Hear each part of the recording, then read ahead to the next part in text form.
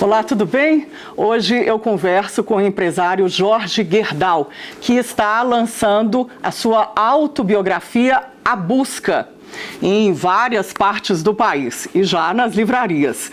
Bom, eu vou falar com o Jorge Gerdau, que é bisneto da Gerdau, do fundador da Gerdau, que é uma das maiores produtoras de aço no mundo, de uma fábrica de pregos em Porto Alegre, no Rio Grande do Sul, a uma das maiores produtoras de aço que a gente tem como referência no mundo. Jorge Gerdau, ele é um dos fundadores do movimento Brasil Competitivo e, aos 88 anos, não para de buscar. Jorge, muito obrigada por nos receber aqui no Jornal Tempo, na sede da Gerdau, em Minas Gerais. Tudo bem? Tudo bem, é um prazer poder estar contigo aqui, dialogando e analisando os temas sobre a busca. Esse livro, ele chama muita atenção por vários ensinamentos, né? A gente estava conversando aqui antes, né? E você disse que levou aí 3 anos para fazer um apanhado geral do que você queria colocar no livro, né? E chama muita atenção 23 palavras aqui no livro, né? Dentre elas, amor, diálogo, respeito e várias outras.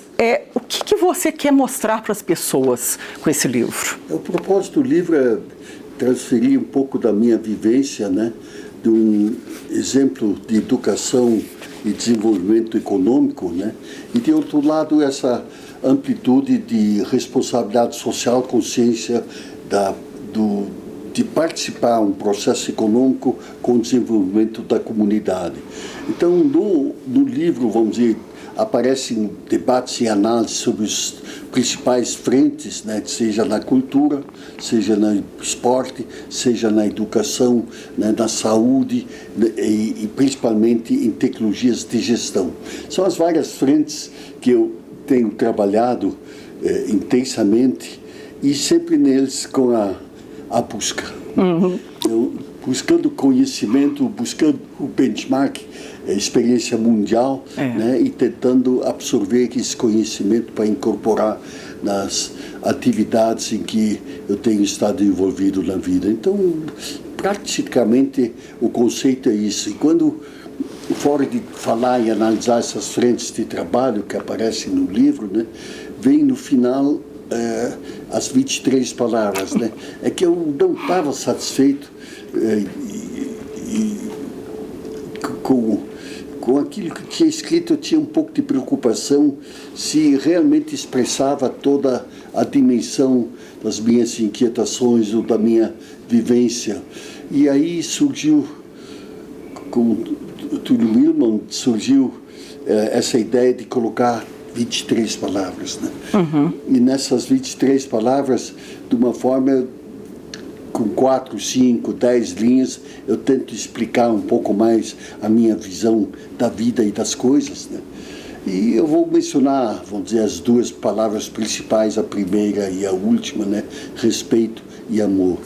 Então, através da palavra respeito, eu acho que se caracteriza muito um conceito de como a sociedade e a comunidade tem que trabalhar. Sem respeito, nada anda, né? Então, assim, culturalmente eu recebi, pela experiência do meu pai, ele respeitava o menor colaborador dentro da empresa, né, da limpeza, o porteiro, né, da mesma forma como o principal engenheiro. Cumprimentava a todos, né? Não tinha discriminação, né? É, isso aí. E da parte, vamos dizer, da palavra amor, né, eu tenho convicção de que se não houver dedicação, não houver envolvimento emocional naquilo que a gente faz, né, a gente não dá o máximo, né?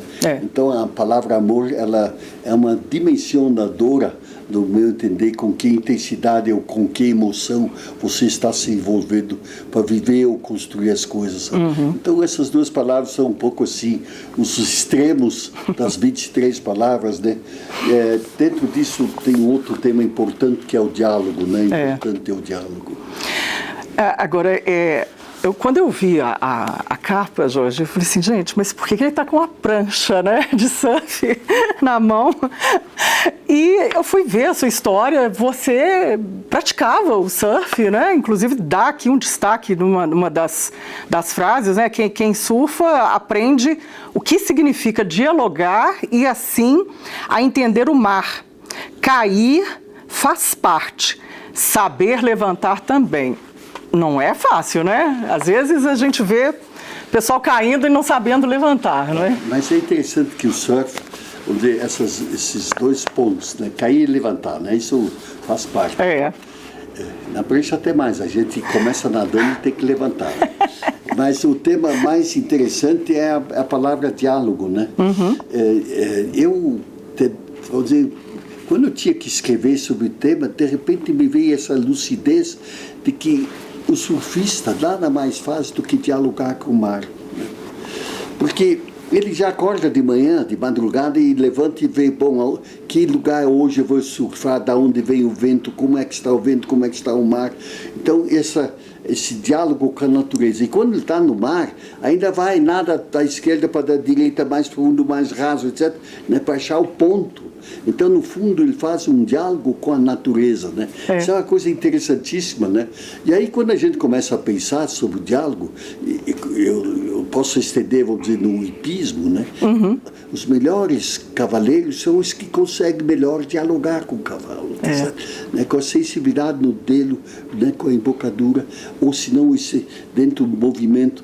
E quanto mais você pensa na dimensão da palavra o diálogo, eu diria a palavra mais importante que a humanidade precisa, né? Dos conflitos que temos, só com o diálogo que se resolve. Então é muito interessante, né, que eu fiquei estimulado nessa tentativa de explicar o que é o surf, né? E me veio isso nessa análise, e aí depois, de repente, você analisando a dimensão que essas palavras têm. Então, a mesma coisa, a sociedade sem respeito não vai, né? O respeito em tudo, né? As leis, mas na relação humana é muito interessante. Então, de certo modo, isso aqui resume ou explica um pouco o que eu procurei com o livro. Você surfava só nas praias brasileiras ou ia também naquelas ondas gigantes lá, em Nazaré, Portugal, né? Eu surfei só no Brasil, mas o lugar tem ondas boas, altas tem também, não é? Aquela região ali. Isso aí de Rio Grande do Sul, que praticamente não tem acidentes que ajudam as ondas, né? O único lugar é Torres, mas depois subimos a Santa Catarina, e daí nos envolvemos muito nesse processo, né?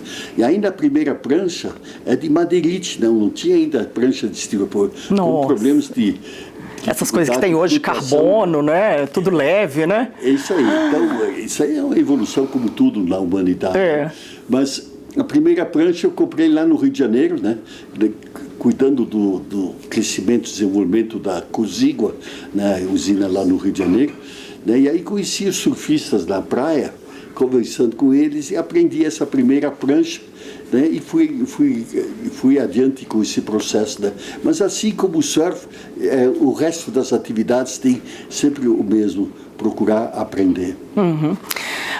Jorge, assim, no livro também tem outra questão que eu acho que é importantíssima, dos professores que você teve, os professores, eles foram importantes no desenvolvimento e crescimento da Gerdau. Você fala muito de educação, né? E até aquela palavra que você usou no início, né? O benchmark, assim, que o Brasil tinha que usar mais o exemplo, onde tem, não é, uma boa educação, vamos aplicar aqui também, não é? Que mal há nisso.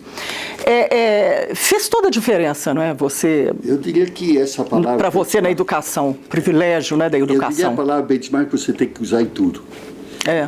Mas, onde nós mais precisamos, eu diria que é a educação. Então, são duas coisas chaves que no Brasil nós estamos mais carentes. É o avanço e o aprimoramento da educação, principalmente hoje com a evolução das tecnologias. Se não tiver uma educação básica boa, não dá para construir, né?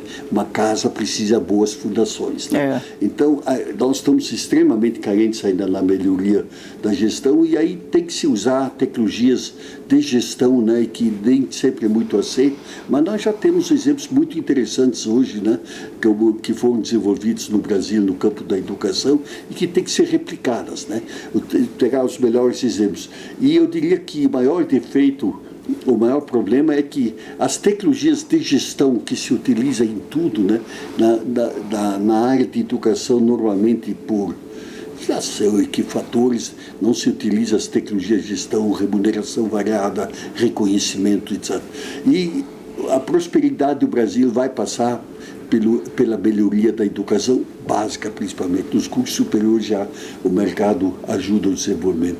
E o segundo ponto, que é o índice de poupança e investimento. O país, vamos dizer, mais difícil, com maior sucesso, isso hoje no mundo é a Índia, que tem uma poupança ao redor de 26%, 28% ao ano sobre o seu PIB e consegue crescer 6%, 7% ao ano. Enquanto no Brasil nós estamos com 17%, em vez de 27, nós temos 17 e, consequentemente, o país tem uma taxa de crescimento relativamente pequena, que é insuficiente porque ela cresce mais ou menos em relação à população, pelo menos nos dias de hoje, e crescimento econômico é decisivo no aspecto de atender as demandas sociais. Você vê que a Índia, não é, que começou no bloco dos BRICS, junto com o país, com o Brasil, com a China, né, e tem um avanço muito maior que o Brasil, né, quer dizer, você diria que qual que seria o exemplo assim, para a educação, para a gente sair desse estágio que estamos? Eu, pessoalmente, assim como em todas as atividades, as tecnologias de gestão é que fazem as coisas melhor. Isso é dentro de uma empresa, dentro da sala de aula, é num hospital. Então, realmente nós, pela estrutura política e burocrática que nós temos na educação, nós não potencializamos a capacidade humana para maximizar o efeito e a necessidade da educação. Uhum. Quer dizer, não é só a questão da remuneração do professor, mas também dessa olhar o aluno e o que ele precisa. Eu diria que estabelecer remuneração variável, né? O professor que se dedica mais e consegue mais tem que ser premiado. Né? A meritocracia, né? Meritocracia. Que é tão difícil de colocar, né? A gente vê os governos tentando colocar isso no setor público. No fim é uma lei natural, tá certo, né? Você vê essa lei funcionando no reino animal, tá certo? Sim. E na vida, né? Quem trabalha mais vence, né? E a remuneração variada, as tecnologias de promoção e estímulos humanos são decisivos para o processo de educação. Né? Isso funciona em qualquer atividade. Então, na educação é mais importante do que em qualquer outra atividade. Jorge, tem uma questão também, a área cultural, que você sempre deu muito destaque, não é? O Museu Iberê Camargo, no sul do país, o Museu das Minas e do Metal, Gerdau, aqui em Belo Horizonte, na Praça da Liberdade. Quer dizer, você sempre foi um apoiador da cultura. Sim. É pela cultura também que o ser humano vai tendo esse valor agregado? Para mim é um raciocínio relativamente simples, né? Mas a verdade é a seguinte, a cultura é o patamar mais elevado da educação. Certo? Então, os patamares elevados de cultura puxam o processo de evolução e educação. Então, vamos dizer, através de polos culturais é que você consegue fazer uma mobilização na busca da evolução em qualquer campo, né? E consequentemente, vamos dizer, ao você enxergar e ver isso, é preciso apoiar a cultura, que a cultura é um fator que puxa o restante. A área social, a gente vê que você sempre teve um histórico na área social muito grande e uma cultura que se estende da própria Gerdau, não é? Do seu bisavô, do seu avô, do seu pai. De sempre incentivar, não é? Você citou aqui o telhado, né? E a gente vê até hoje a Gerdau, por exemplo, no Rock in Rio, o palco feito de aço à base de sucata, não é? Quer dizer, a própria base da Gerdau, né? Com o trabalho da sucata, né? Dos catadores de sucata, né? 70% do aço produzido a partir da sucata, né? Limpeza da cidade. A limpeza da cidade, a economia circular, né? Quer dizer, qual que é esse papel seu de incutir isso na cabeça de outros empresários também, para que tenham essa cultura? Eu vou relatar uma pequena história, tá certo? Nós começamos na década de 80 com o professor Falcone, que era professor de metalurgia e siderurgia aqui em Minas, e dava consultoria para nós na siderurgia. E aí ele começou a fazer contato com o Japão, com o sistema de tecnologia de gestão, TQC, Total Quality Control. Dentro desse processo, nós absorvemos isso e engenheiros nossos acompanharam o Falcone nas suas primeiras viagens. Tá certo? Quando retornou, o engenheiro Seifert foi um dos principais engenheiros, disse: Jorge, como é que tu queres que um operário nosso que mal e porcamente tem um terceiro ano primário, tá certo? E um operário japonês, né, tem uma educação de 10, 15 anos, tá certo? E concursos de especialização. Quando, numa reunião de final de ano, né, naqueles anos de 80, né, quando ele disse assim: bom, nós vamos ter que educar e capacitar a nossa gente, porque se eu quiser atingir patamares de produtividade igual às melhores do mundo, é educando o pessoal. Então nós começamos a nos preparar e preparar cada vez mais e educar nossas equipes humanas na tentativa de atingir patamares de produtividade semelhantes ao mundo, né? Então, na realidade, isso é interessante. A minha convicção educacional vem absolutamente da análise da realidade da vida. Quer dizer, eu via os melhores do mundo, né? O exemplo, né? O exemplo. Então, esse choque que recebemos nesse momento me fez ver que sem educação o processo não anda, né?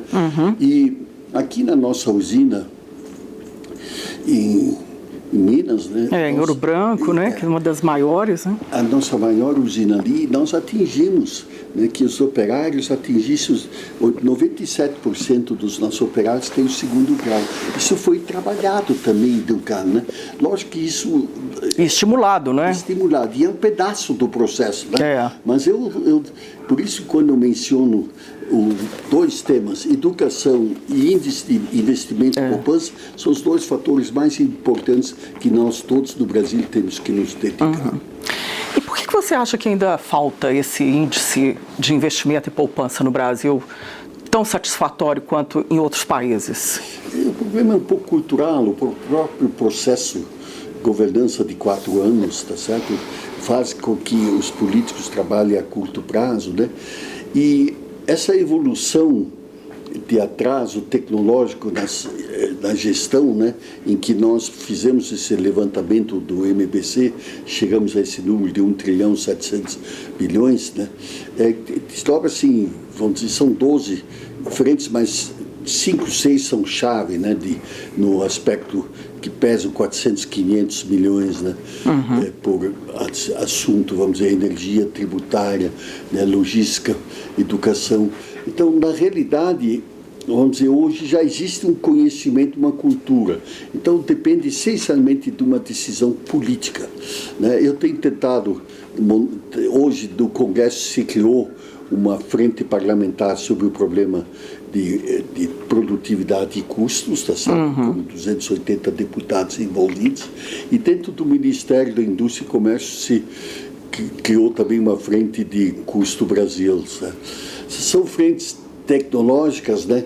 Mas no fim o sucesso vai passar por uma maturação política, que esse é o caminho que precisamos seguir. E os países do mundo estão mostrando, né? Onde é que se tem sucesso.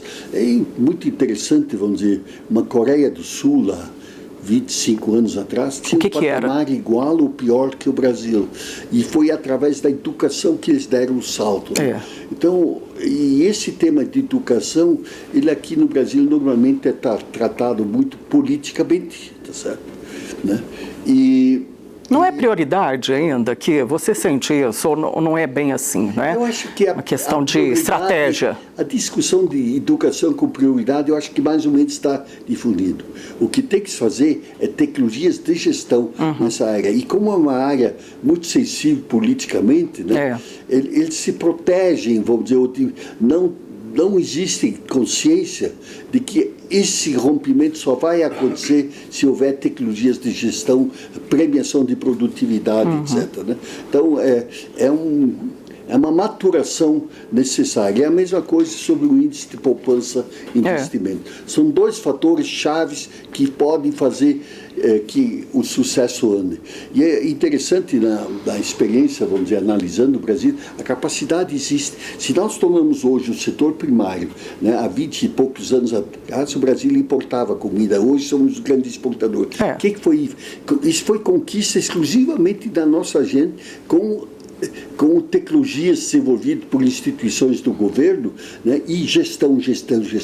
Então, vamos dizer, isso é a maior prova que existe. Se você tomar muitas empresas que existem no Brasil, mesmo microempresas, né, elas têm patamar de produtividade fantástica. Agora, se pega a estrutura tributária, os empecilhos, as dificuldades, então, no fundo, é uma macro decisão política o que nós queremos atingir. Você falou aí sobre o agronegócio, né, o desenvolvimento. Outro dia eu vi uma pesquisa que a China atualmente, metade do que os chineses comem vem do Brasil. Então, e a China é aquela questão, né, que ela incomoda muito o setor de aço, ela é um dos grandes problemas, né, para a competitividade, para o nosso aço estar aí no mundo, né, e a internalização desse aço aqui, não é? Quer dizer, a China, muitos dizem que ela não é uma economia de mercado, mas essa questão bilateral, nós dependemos dela nessa pauta de exportação, mas ao mesmo tempo ela tem essa questão nociva no aço, né? Como que você considera assim, a China para você? O que vai ser o nosso futuro em relação a ela? A China inteligentemente captou o empresariado do mundo, as melhores empresas estão trabalhando dentro da economia de mercado, tá certo? Agora, se você toma setores específicos com macroparticipação de estatal, as regras do mercado não funcionam, né? E tudo que tem desvirtuamento de regras do mercado é tremendamente difícil gerenciar, tá certo? Então, no Brasil, ninguém aguenta trabalhar com prejuízo, a empresa fecha. Eles estão trabalhando com prejuízos gigantescos e a empresa não fecha. Esse é o defeito da estrutura estatal, né?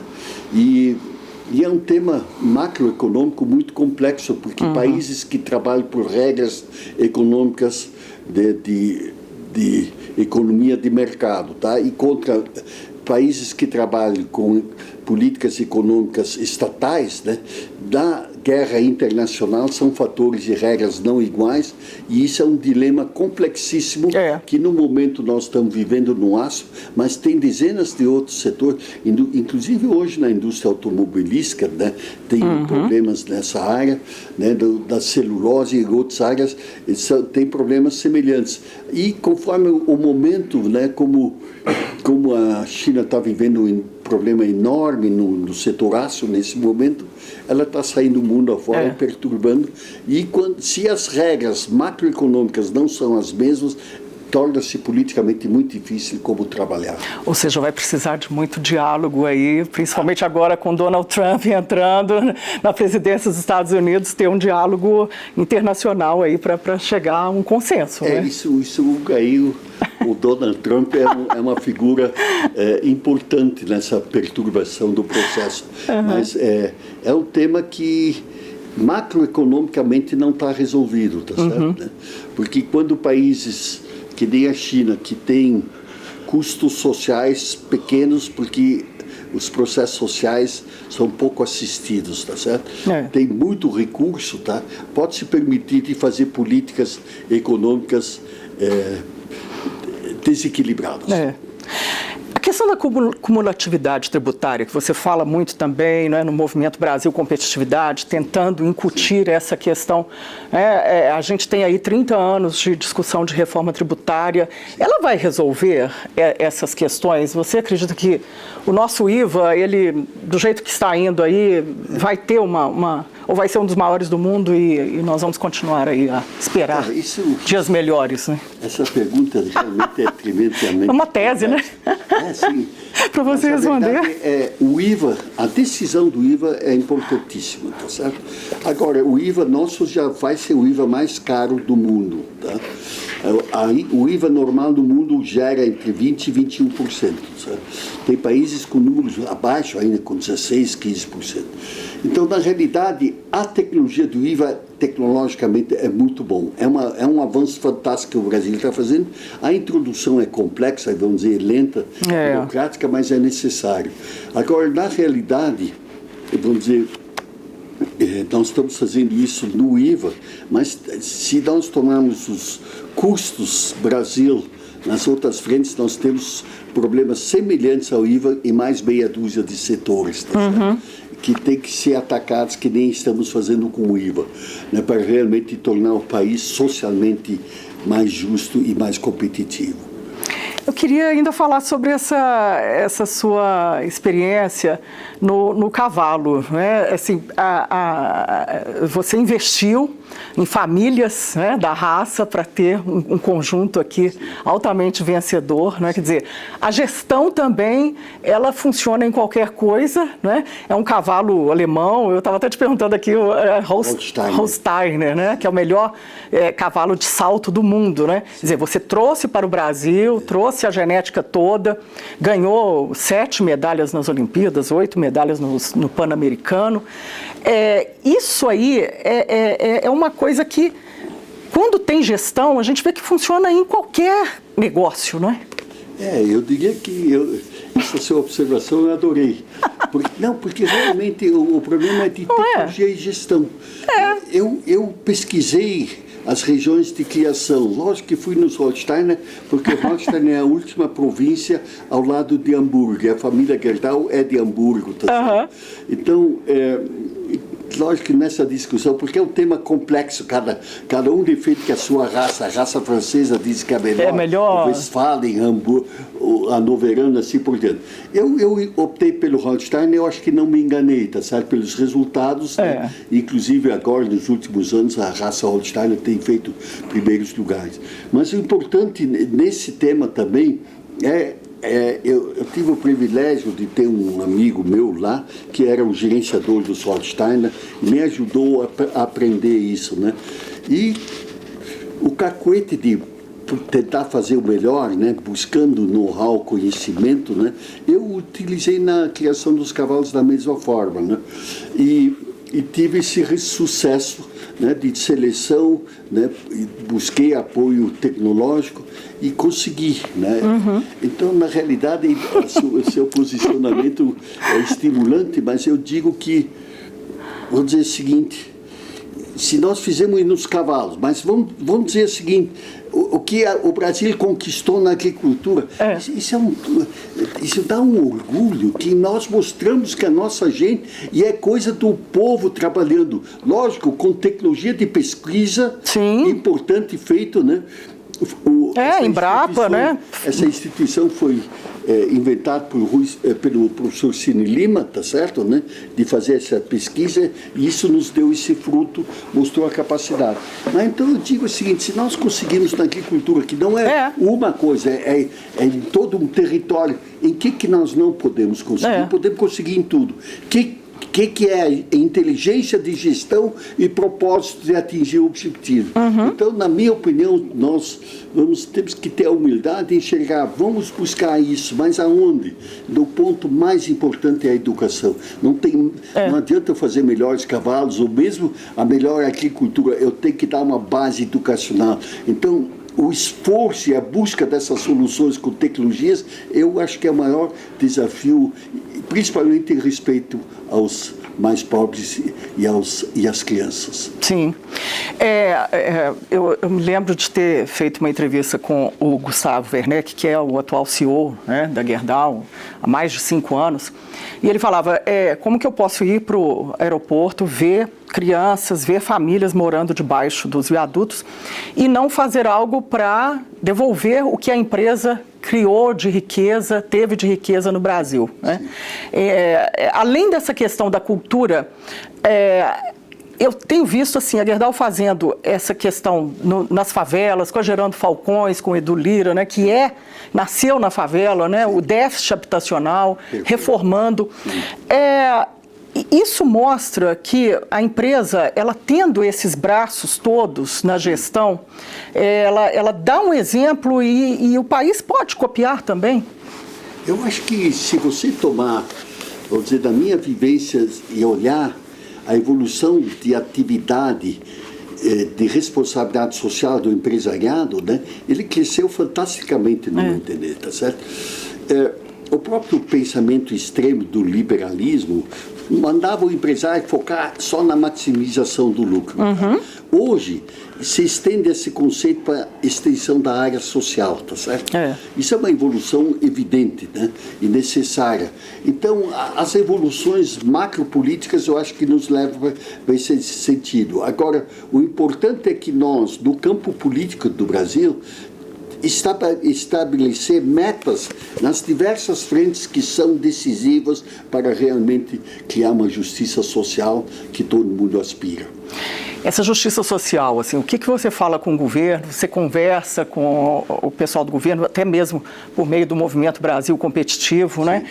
O que você sente, assim, dessa contribuição que você pode dar, ainda mais, né? Além de toda essa sua trajetória empresarial. Eu no momento, estou trabalhando num processo de gestão total no estado de Pernambuco, tá certo? Né? Eu já fizemos há uns anos atrás, né? Então, na realidade, é de entusiasmar, porque foi conseguir o apoio para isso e se passa e se busca eficiência e produtividade e tudo, né? Nós já ajudamos muito no processo do judiciário, também de melhorar, e houve melhorias de 10%, 15% de produtividade, redução de custos, etc. Então, gradativamente, com o MBC, nós tentamos ajudar. Mas, no fundo, vamos dizer, na estrutura política do país, tem que entrar com uma clareza absoluta, né? Falta nos discutir aonde é que queremos chegar. Eu, pessoalmente, acho assim, eu digo, nós devíamos tentar atingir em 10, 15 anos, um patamar de renda per capita no mínimo igual a Portugal. Tá certo? No mínimo, com isso, conseguir uma educação que não nos constranja de conviver dentro de situações que temos hoje. Então, isso tem que ser uma meta, um propósito de todos nós, e eu tenho certeza que o Brasil pode atingir, porque por isso que eu dou esse exemplo que já se atingiu na agricultura. Se alguém dissesse há 20 anos atrás que nós íamos ser dos maiores exportadores de carne, não é um produto, soja, são mais de pauta, 10 né? produtos, tá certo? Isso foi feito com a nossa gente e com nossa tecnologia ainda, porque é uma tecnologia peculiar às nossas condições climáticas, tá certo? Eu digo assim, então, se nós conseguimos aí, aonde que não é possível conseguir, temos que conseguir em tudo. Com a diversidade que a gente tem, não é? Agora, não dá mais, não é, para ficar vendo esse abismo na renda do trabalhador, pobreza num país tão rico como o Brasil, não é? É uma coisa que... E não dá para terceirizar também, né? Todos nós somos atores nisso, né? Cada um de nós faz parte. Não só na execução, mas principalmente na filosofia política. Agora, eu diria o seguinte, eu volto ao índice. Duas coisas são chave. No MBC, nós temos um mapa de todas as frentes, tudo. Duas coisas. Educação básica, tá? Em segundo lugar, novamente, índice de poupança e investimento. O índice de poupança e investimento na esfera pública está aí em 1,5%. Aí não sai do lugar. Onde que tem o dinheiro aí para fazer os investimentos, para atrair investidores, né? Reduzir custo e eficiência para que haja dinheiro para investir. Que é o que está sendo discutido atualmente, mas é uma conta difícil de fechar, hein? Mas dá para fechar, não é? Dá para fazer, vai pacífica que dá. A própria Gerdau, ela foi diversificando os ativos, ela foi diversificando atuação, presença em diversos países, né? Mais de 10 países. Olha o melhor benchmark do mundo. E busca. A busca. Sempre, né? Você pensa em fazer mais livros, Jorge? Eu estou esperando como é que vai ser a receptividade, né? E eu, hoje, nesse momento, eu dei nesse livro muito da minha capacidade ou emoção, dedicação, né? Então, eu não sei, vamos dizer, se eu vou fazer outro livro. Não. Nesse momento, eu não estou pensando nisso, vamos dizer. Eu estou curioso, vamos dizer, de ver a receptividade que tem. Jorge, o que você espera do país nos próximos anos, aí, na próxima década, né? Que você vai viver muito, vai aí cuidando da saúde. Eu acho que o processo político tem que ser maturado, tá certo? Mas se você olhar hoje, o nível dos governadores que nós temos no Brasil, tá certo?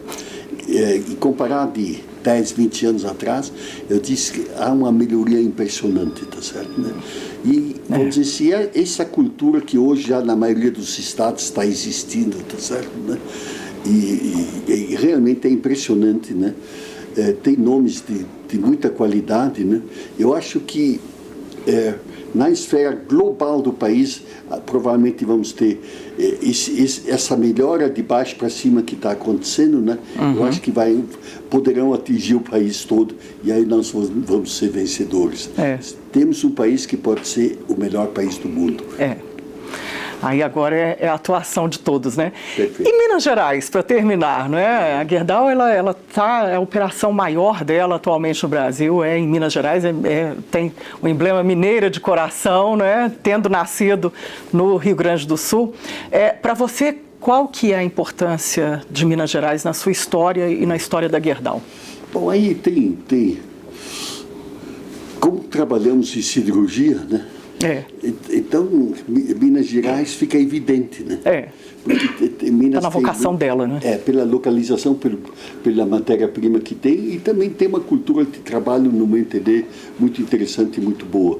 Então, realmente, para nós, vamos dizer, Minas Gerais hoje é o ponto-chave no nosso crescimento siderúrgico, vamos dizer, do Brasil, é Minas Gerais. Então, nós estamos aqui de corpo e alma.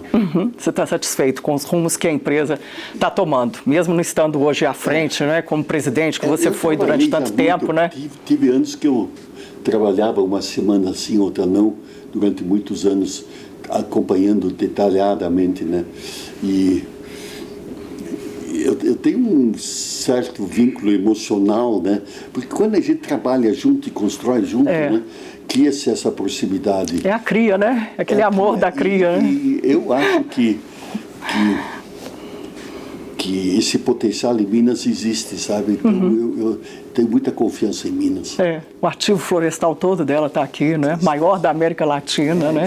Mais de 250 mil hectares de florestas plantadas, certificadas, né?